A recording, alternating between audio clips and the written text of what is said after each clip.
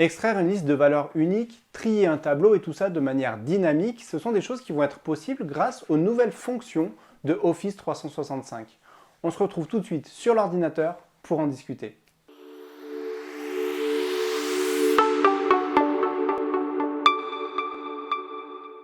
On se retrouve ici devant une liste fictive de salariés qui sont chacun associés à un site et à un service. Je voudrais connaître l'ensemble des services de mon entreprise. Pour cela, je pourrais simplement sélectionner ma colonne, la coller à un autre endroit et aller dans l'onglet Données, supprimer les doublons. Ça, c'est assez rapide, mais le problème, c'est que si demain j'ai un nouveau service qui apparaît, ma liste, elle restera figée.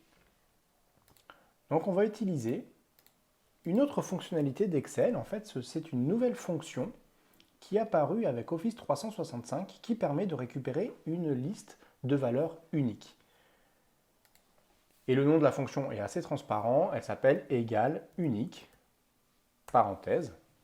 Et donc là, je vais simplement sélectionner ma liste de services. Comme mon tableau est sous forme de tableau dans Excel, vous voyez que dans ma fonction, j'ai le tableau salarié, le champ service, c'est-à-dire que si mon tableau s'agrandit, la fonction unique sera dynamique. Je valide.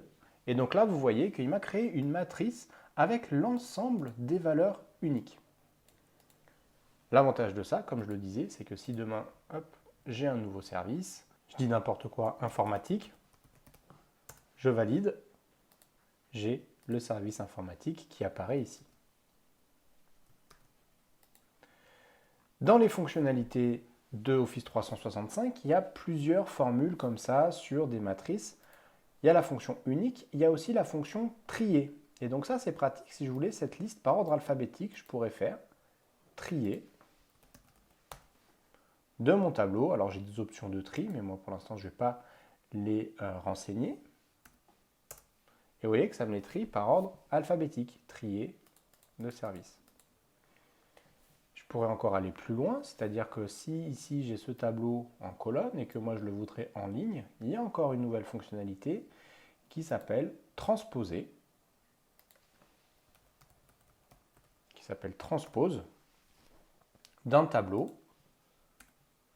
Et donc ici j'ai mon tableau sur une seule ligne. Le tableau des valeurs uniques de mes services triés par ordre alphabétique et transposés. Et si demain j'ai, comme je le faisais tout à l'heure, j'ai informatique, vous l'avez compris, j'ai informatique qui apparaît ici. Voilà, j'espère que ce tutoriel vous aura été utile.